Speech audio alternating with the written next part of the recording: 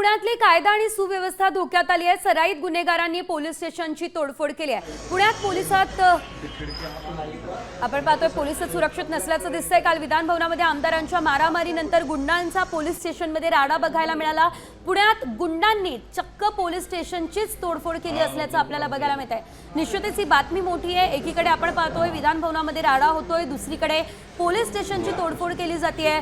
जर पोलीस स्वतःच सुरक्षित नसतील तर सामान्य जनतेचं काय, हा सवाल उपस्थित करणारी ही घटना आपण पाहतोय। अक्षरशः पोलीस स्थानकाच्या काचा या ठिकाणी फुटलेल्या आहे। या ठिकाणी असणाऱ्या सामानाची सुद्धा तोडफोड करण्यात आलेली आहे। गुंडांचा हा पुण्यात हैदोस आपल्याला बघायला मिळतोय। पोलीस स्टेशन सुरक्षित नाही।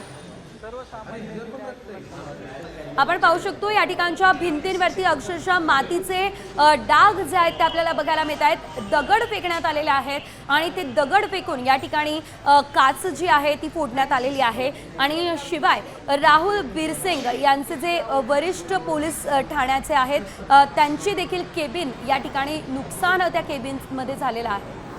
आपण ही दोनही दृश्य आपल्या टेलिव्हिजन स्क्रीनवरती पाहतोय।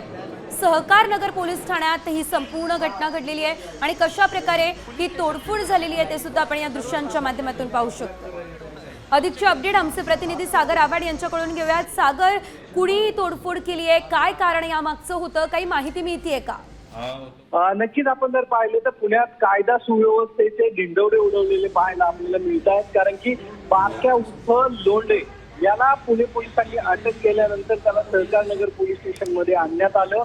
हा कॉम्बिंग ऑपरेशन दरम्यान त्याच्यावरती कारवाई करण्यात आलेली होती, मात्र त्याची मगरुरी आणि दादागिरी पोलीस स्टेशन मध्ये पाहायला मिळाली। त्यांनी पोलीस स्टेशनचे मुख्य वरिष्ठ पोलीस निरीक्षक जे आहेत त्यांच्या केबिनची कार फोडलेली आहे। त्याचबरोबर ठाणे अंमलदारांच्या कक्षेमध्ये जाऊन त्यांनी कम्प्युटरची तोडफोड केलेली आहे। त्याचबरोबर ठाणे अंमलदारांच्या खिडक्यांच्या काचा फोडलेल्या आहेत आणि पूर्ण त्या ठिकाणी रक्त जे आहे ते पाहायला मिळत आहे। म्हणजे सहकार पोलीस स्टेशन मध्ये रात्री रक्त रंजित राहणा जो आहे तो पाहायला मिळाला।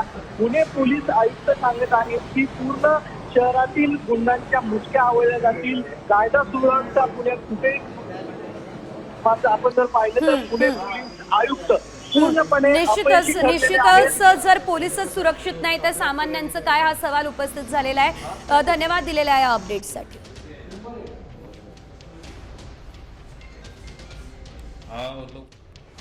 आता isakal.com आहे देशातील नंबर 1 ची मराठी न्यूज वेबसाईट। प्रत्येक अपडेटसाठी